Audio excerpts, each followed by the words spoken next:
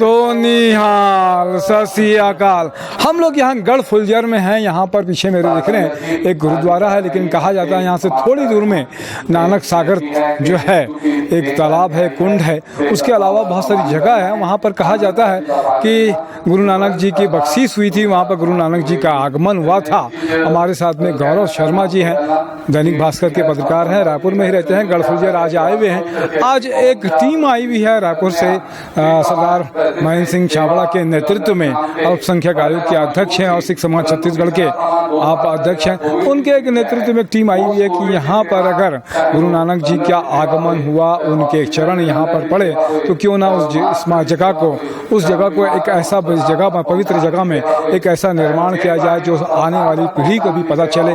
तो गौरव शर्मा हमारे साथ में इसी साल 19 नवंबर के 2020 के उन्होंने एक आर्टिकल लिखा था, दैनिक भास्कर के फ्रंट पेज में था। गौरव, किस तरीके से चीज़ें ये घटित हुई और कैसे आपको इसकी जानकारी हुई? असल में बार बार ये चीज़ सामने आती रही है कि गुरु नानक जी छत्तीसगढ़ आए थे, लेकिन छत्तीसगढ़ में कहाँ आए थे, कहाँ रुके थे, इस बारे में कभी कोई प्रमाण नहीं मिला था। ये पहली बार था। मेरे को प्रकाश पर्व से पहले रिंकू भैया से परिचय हुआ मेरा।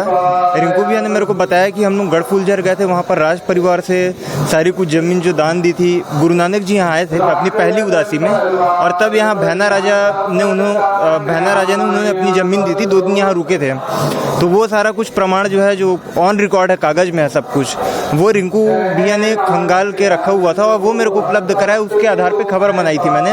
उसके बाद यहाँ पर एक बंजारा कम्युनिटी भी है जो नानक देव जी को मानती है, उनको अपने इष्ट के रूप में पूछती है।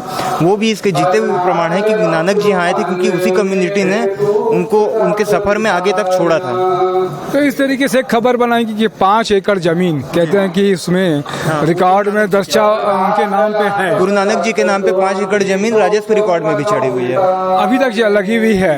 ये 1500 से लेकर 1506 जो ईस्वी है उसके बीच में जो है ये घटनाक्रम हुआ था। लगभग 500 साल पहले पहली उदासी में ही गुरु नानक जी यहाँ आए थे। ये नहीं पता था कि कहाँ आए थे छत्तीसगढ़ में, लेकिन छत्तीसगढ़ आए थे ये पता था। पहली बार पता चला है कि गढ़ फुलझर में रुके थे, 2 दिन गढ़ फुलझर में उनका रुकना हुआ था।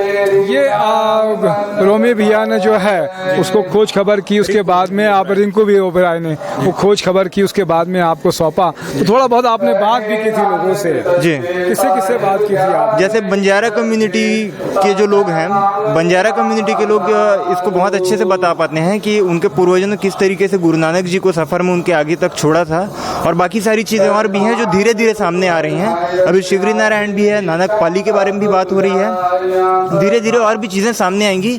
गुरु नानक जी यहाँ आए थे, उससे रिलेटेड छोटी छोटी कड़ी अभी मिलते जा रही है। मिलके सब चीज़ें और क्लियर होंगी आगे। बहुत अच्छी बात है। आज एक मीटिंग हो रही है, मीटिंग में ये बात की चर्चा हो रही है कि किस तरीके से एक अच्छा यहाँ पर गुरुद्वारा, इसके साथ में अगर लगे तो स्कूल कॉलेज या हॉस्पिटल की भी बातचीत होगी। एक बड़ी प्लानिंग सरदार महेंद्र सिंह छाबड़ा जी का आज कहना यह था कि जो भी निर्माण कार्य किया जाए बहुत लंबे समय तक रहा जाए, और उसके लिए पहले अच्छा कोई योजना, ठोस योजना बन जाए, सोच विचार हो जाए। आज महासमुंद के जो 6 गुरुद्वारे हैं उनके प्रबंधक कमेटी, उनके प्रधान की बैठक हुई थी। इसके बाद में आगे विचार है कि छत्तीसगढ़ के जो गुरुद्वारे हैं उनके भी प्रबंधक कमेटी के लोगों से बातचीत करके फिर लगा तो देश भर से भी, और एक अच्छी योजना बना के इस काम को आगे बढ़ा जाए तो बहुत अच्छी बात है सिख समाज के लिए भी। सिख समाज छत्तीसगढ़ का ये आयोजन भी निश्चित रूप से सराहनीय है, प्रशंसनीय है, और छत्तीसगढ़ के लिए भी एक बड़े गर्व की बात है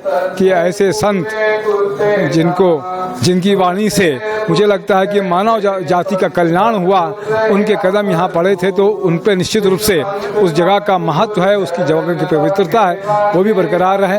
मैं तपेश जैन नरेंद्र ठाकुर के साथ में गढ़ फुलझर से। जय जोहार, जय छत्तीसगढ़। जो बोले सो निहाल, सत श्री अकाल।